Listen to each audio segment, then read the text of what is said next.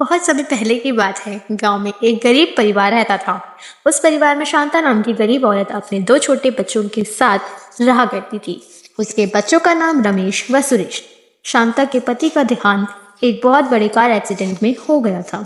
शांता अपने बच्चों को पालने के लिए गांव के लोगों के घर घर जाकर बर्तन धोकर काम करती व पैसे लाकर बच्चों को पालती थी। उसका बेटा रमेश शिव जी की पूजा रोज करा करता था। वह शिव जी से रोज एक ही वरदान मांगता था कि उसकी गरीबी दूर हो जाए तथा उसकी माता को दूसरों के घर जाकर बर्तन ना मांजने पड़े।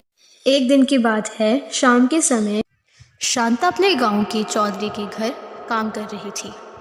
तभी वहां चौधरी आता है और गुस्से में चिल्लाकर बोलता है। ए शांता, ये क्या ड्रामे चल रहे हैं तेरे? एक तो देर से आती है और अब जल्दी भी चली जाती है। ऊपर से तू बर्तन भी गंदे धोने लगी है। क्या हुआ साहब, आप इतना गुस्सा क्यों कर रहे हो? क्या मुझसे कोई गलती हो गई है? अगर हाँ तो मुझे बताइए, मैं उसे सुधारने की कोशिश करूंगी। चौधरी। ना ना, अब कुछ न सुधारने की जरूरत नहीं है। तुझे कल से काम पर आने की कोई जरूरत नहीं है। लेट आती है ना, मैंने तेरी पगार काट ली है। बचे कुछ पैसे लेकर चली जाना। अब अपना चेहरा मत दिखा दियो मुझे। शांता। रुकिए साहब, रुकिए, मैं आपके पैर पड़ती हूँ, माफ कर दो। और रोने लगती है।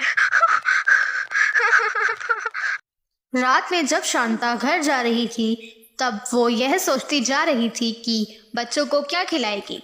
चौधरी द्वारा दिए गए पैसों में खाने के लिए बस एक ब्रेड का पैकेट आ पाया। शांता वो ब्रेड का पैकेट घर लेकर जाने लगी। तभी उसे एक बूढ़ा व्यक्ति दिखा जो शांता को बोलता है। बेटी, कुछ खाने को दे दो। मैंने 4 दिन से कुछ नहीं खाया। अगर तुम आज मेरी मदद करती हो तो भगवान तुम्हारी सहायता अवश्य करेंगे। शांता।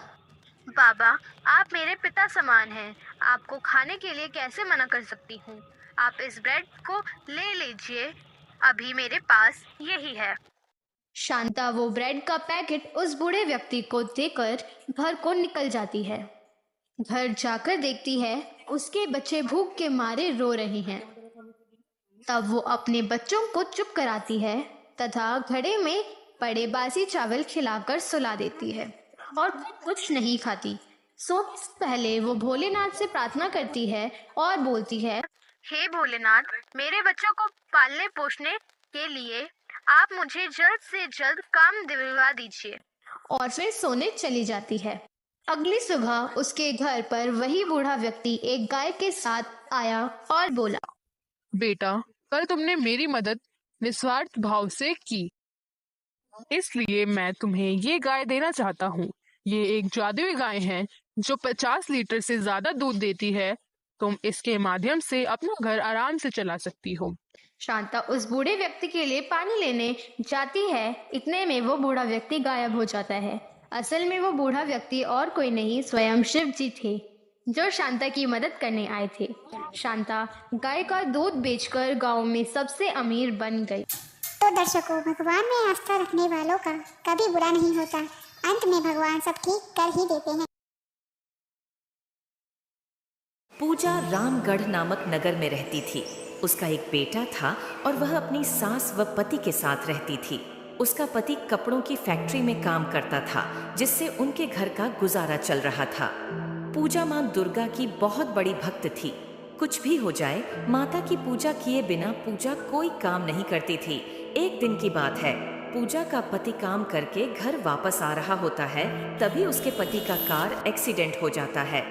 आसपास मौजूद लोगों ने उसे अस्पताल पहुंचाया। इस बात का पता पूजा को चला तो पूजा दौड़ी दौड़ी अस्पताल पहुंची और रो रो कर डॉक्टर से कहने लगी, साहब, एक बार देख लीजिए, आप मेरा खून ले लीजिए, पर इन्हें ठीक कर दीजिए।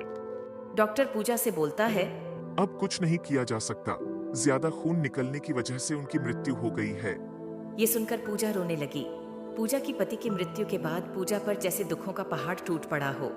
पूजा के घर में खाने को कुछ नहीं बचा तथा बच्चे कुछ पैसों से बच्चों की स्कूल की फीस भर सकती थी या तो खाने के लिए कुछ ला सकती थी। पूजा काम की तलाश में निकल पड़ी, लेकिन उसे कहीं पर काम नहीं मिला। काम की तलाश करते करते रास्ते में उसे गोलगप्पे की तेरी देखी।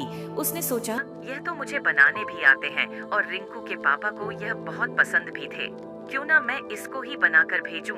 पूजा यह सोच ही रही थी कि उसे माँ दुर्गा का मंदिर दिख जाता है। वह मंदिर में जाकर बैठ जाती है और माता रानी से बोलती है, रानी, आप तो सब जानती है, आप मेरी परेशानी को हल करने में मेरी सहायता कीजिए। इतना कहकर वह घर के लिए रवाना हो जाती है। घर जाकर अपनी सास को वह बोलती है, माँ जी, मैंने सोचा है कि मैं गोलगप्पे की ठेली लगा लूं। उसकी सास बोली, बेटा, तू जो करना चाहती है वो कर, लेकिन इसके लिए पैसे कहाँ से आएंगे? पूजा, माँ जी, मैं सोच रही हूँ अपने गहने गिरवी रख दूं, गोलगप्पे बेचकर जो पैसे आएंगे उसी से हम घर का गुजारा कर लेंगे। पूजा अगली सुबह अपने जेवर बेचकर पानी पूरी बनाने का सारा सामान और एक ठेली किराए पर ले लेती है। पूजा गोलगप्पे बनाकर पहले दिन बेचने के लिए जाती है। पहले दिन उसकी बिक्री न के बराबर होती है। पूजा दुखी हो जाती है। दूसरे दिन भी पूजा की बिक्री नहीं होती है। पूजा उदास मन से घर जाती है और बोलती है, लगता है माँ जी, मेरे बनाए गोलगप्पे कोई खाना ही नहीं चाहता है, आज भी कुछ नहीं बिका। उसकी सास बोलती है, बेटा, यूं निराश मत हो, माता रानी सब ठीक कर देगी। अगले दिन पूजा अपने तेली लगाने जा रही थी। तब उसने सोचा, आज तेली कहीं और लगा कर देखती हूँ, शायद आज कुछ बिक जाए। पूजा दूसरी जगह गोलगप्पे का ठेला लगाकर खड़ी होती है। तभी वहाँ एक गरीब औरत आ जाती है और बोलती है, बेटा, मुझे खाने को दे दो, यहाँ कोई भी मुझे कुछ खाने को नहीं दे रहा। मेरी बेटी को गोलगप्पे खाने की इच्छा है और मेरे पास इसको खरीदने के लिए पैसे नहीं है। पूजा उसे औरत को गोलगप्पे पैक करके दे देती है। वह औरत पूजा को आशीर्वाद देती है, बेटा, तुम बहुत तरक्की करो और तुम्हारे गोलगप्पे खाने लोग दूर दूर से आए। इतना कहकर वह औरत चली जाती है। असल में वह औरत माँ दुर्गा होती है, जो पूजा की परीक्षा लेने आई थी। माँ दुर्गा के लिए आशीर्वाद से पूजा की थैली पर भीड़ लगने शुरू हो गई और कुछ ही घंटे में पूजा के सारे गोलगप्पे खत्म हो गए। पूजा खुशी से घर जाती है और सारा किस्सा अपनी सास को सुनाती है। उसकी सास बोलती है, बेटा, लगता है तेरी भक्ति की शक्ति से माँ दुर्गा भी इतनी प्रसन्न हो गई कि तेरी सारी समस्याओं को उन्होंने दूर कर दिया। पूजा अब रोज इस जगह गोलगप्पे भेजा करती। उसके गोलगप्पे हर जगह इतने प्रसिद्ध हो गए कि लोग दूर दूर से गोलगप्पे खाने आने लगे। आप पूजा ने गोलगप्पे बेचकर एक दुकान खरीद ली और साथ ही अच्छे घर में भी रहने लगी और वह रोज गरीबों की मदद करती। पहले के समय में किसी नगर में एक धनी व्यापारी रहता था। दूर दूर तक उसका व्यापार फैला हुआ था। नगर के सभी लोग उस व्यापारी का सम्मान करते थे। इतना सब कुछ से संपन्न होने के बाद भी वह व्यापारी बहुत दुखी था, क्योंकि उसका कोई पुत्र नहीं था, जिस कारण अपने मृत्यु के पश्चात व्यापार के उत्तराधिकार की चिंता उसे हमेशा सताती रहती थी। पुत्र प्राप्ति की इच्छा से व्यापारी प्रत्येक सोमवार भगवान शिव की व्रत पूजा किया करता था और शाम के समय शिव मंदिर में जाकर शिवजी के सामने घी का दीपक जलाया करता था। उसकी भक्ति देखकर मां पार्वती प्रसन्न हो गई और भगवान शिव से उस व्यापारी की मनोकामना पूर्ण करने का निवेदन किया। भगवान शिव बोले, इस संसार में सबको उसके कर्म के अनुसार फल की प्राप्ति होती है। जो प्राणी जैसा कर्म करते हैं उन्हें वैसा ही फल प्राप्त होता है। शिवजी द्वारा समझाने के बावजूद मां पार्वती नहीं मानी और उस व्यापारी की मनोकामना पूर्ति हेतु वे शिवजी से बार बार अनुरोध करती रही। अंततः माता के आग्रह को देखकर भगवान भोलेनाथ को उस व्यापारी को पुत्र प्राप्ति का वरदान देना पड़ा। वरदान देने के पश्चात भोलेनाथ मां पार्वती से बोले, आपके आग्रह पर मैंने पुत्र प्राप्ति का वरदान तो दे दिया, परंतु इसका यह पुत्र 16 वर्ष से अधिक समय तक जीवित नहीं रहेगा। उसी रात भगवान शिव उस व्यापारी के स्वप्न में आए और उसे पुत्र प्राप्ति का वरदान दिया और उसके पुत्र के 16 वर्ष तक जीवित रहने की भी बात बताई।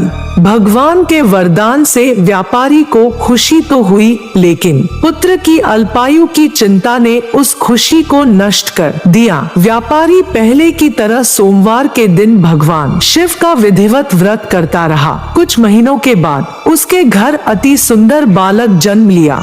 घर में खुशियां भर गई। बहुत धूमधाम से पुत्र जन्म का समारोह मनाया गया। परंतु व्यापारी को पुत्र जन्म की अधिक खुशी नहीं हुई, क्योंकि उसे पुत्र की अल्प आयु के रहस्य का पता था। जब पुत्र 12 वर्ष का हुआ तो व्यापारी ने उसे उसके मामा के साथ पढ़ने के लिए वाराणसी भेज दिया। लड़का अपने मामा के साथ शिक्षा प्राप्ति हेतु चल दिया। रास्ते में जहां भी मामा भांजा विश्राम हेतु रुकते, वहीं यज्ञ करते और ब्राह्मणों को भोजन कराते। लंबी यात्रा के बाद मामा और भांजा एक नगर में पहुंचे। उस दिन नगर के राजा की कन्या का विवाह था, जिस कारण पूरे नगर को सजाया गया था। निश्चित समय पर बारात आ गई, लेकिन वर का पिता अपने बेटे के एक आंख से काने होने के कारण बहुत चिंतित था। उसे भय था कि इस बात का पता चलने पर कहीं राजा विवाह से इनकार न कर दे, इससे उसकी बदनामी भी होगी। जब वर के पिता ने व्यापारी के पुत्र को देखा तो उसके मस्तिष्क में एक विचार आया। उसने सोचा, क्यों ना इस लड़के को दूल्हा बनाकर राजकुमारी से विवाह करा दूं। विवाह के बाद इसको धन देकर विदा कर दूंगा और राजकुमारी को अपने नगर ले जाऊंगा। वर के पिता ने लड़के के मामा से इस संबंध में बात की। मामा ने धन मिलने के लालच में वर के पिता की बात स्वीकार कर ली। लड़के को दूल्हे का वस्त्र पहनाकर राजकुमारी से विवाह कर दिया गया। राजा ने बहुत सारा धन देकर राजकुमारी को विदा किया। शादी के बाद लड़का जब राजकुमारी से साथ लौट रहा था तो वह सच नहीं छिपा सका और उसने राजकुमारी के ओढ़नी पर लिख दिया, राजकुमारी, तुम्हारा विवाह मेरे साथ हुआ था। मैं तो वाराणसी पढ़ने के लिए जा रहा हूँ और अब तुम्हें जिस नवयुवक की पत्नी बनना पड़ेगा वह काना है। जब राजकुमारी ने अपनी ओढ़नी पर लिखा हुआ पढ़ा तो उसने काने लड़के के साथ जाने से इनकार कर दिया। राजा सब बातें जानकर राजकुमारी को महल में रख लिया। उधर लड़का अपने मामा के साथ वाराणसी पहुंच गया और गुरुकुल में पढ़ना शुरू कर दिया। जब उसकी आयु 16 वर्ष की हुई तो उसने यज्ञ किया। यज्ञ के समाप्ति पर ब्राह्मणों को भोजन कराया और खूब अन्न वस्त्र दान किए। रात को वह अपने शयन कक्ष में सो गया। शिव के वरदान के अनुसार शयनावस्था में ही उसके प्राण पखेरु उड़ गए। सूर्योदय पर मामा मृत भांजे को देखकर रोने पीटने लगा। आसपास के लोग भी एकत्र होकर दुख प्रकट करने लगे। लड़के के मामा के रोने विलाप करने के स्वर समीप से गुजरते हुए भगवान शिव और माता पार्वती भी सुने। पार्वती ने भगवान से कहा, प्राणनाथ, मुझे इसके रोने के स्वर सहन नहीं हो रहे। आप इस व्यक्ति के कष्ट को अवश्य दूर करें।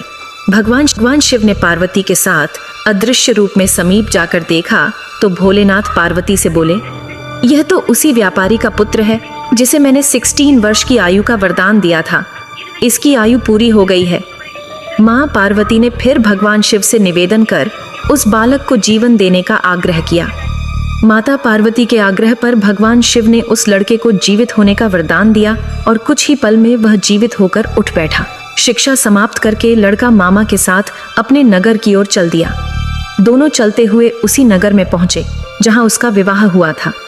उस नगर में भी यज्ञ का आयोजन किया। समीप से गुजरते हुए नगर के राजा ने यज्ञ का आयोजन देखा और उसने तुरंत ही लड़के और उसके मामा को पहचाना। यज्ञ के समाप्त होने पर राजा मामा और लड़के को महल में ले गया और कुछ दिन उन्हें महल में रखकर बहुत सा धन, वस्त्र आदि देकर राजकुमारी के साथ विदा कर दिया। इधर भूखे प्यासे रहकर व्यापारी और उसकी पत्नी बेटे की प्रतीक्षा कर रहे थे। उन्होंने प्रतिज्ञा कर रखी थी कि यदि उन्हें अपने बेटे की मृत्यु का समाचार मिला तो दोनों अपने प्राण त्याग देंगे। परंतु जैसे ही उसने बेटे के जीवित वापस लौटने का समाचार सुना तो वह बहुत प्रसन्न हुआ। वह अपने पत्नी और मित्रों के साथ नगर के द्वार पर पहुंचा। अपने बेटे के विवाह का समाचार सुनकर पुत्रवधू राजकुमारी को देखकर उसकी खुशी का ठिकाना न रहा। उसी रात भगवान शिव ने व्यापारी के स्वप्न में आकर कहा, हे श्रेष्ठी, मैंने तेरे सोमवार के व्रत करने और व्रत कथा सुनने से प्रसन्न होकर तेरे पुत्र को लंबी आयु प्रदान की है। पुत्र की लंबी आयु जानकर व्यापारी बहुत प्रसन्न हुआ। सोमवार का व्रत करने से व्यापारी के घर में खुशियां लौट आईं। शास्त्रों में लिखा है कि जो स्त्री पुरुष सोमवार का विधिवत व्रत करते और व्रत कथा सुनते हैं, उनकी सभी इच्छाएं पूरी होती हैं।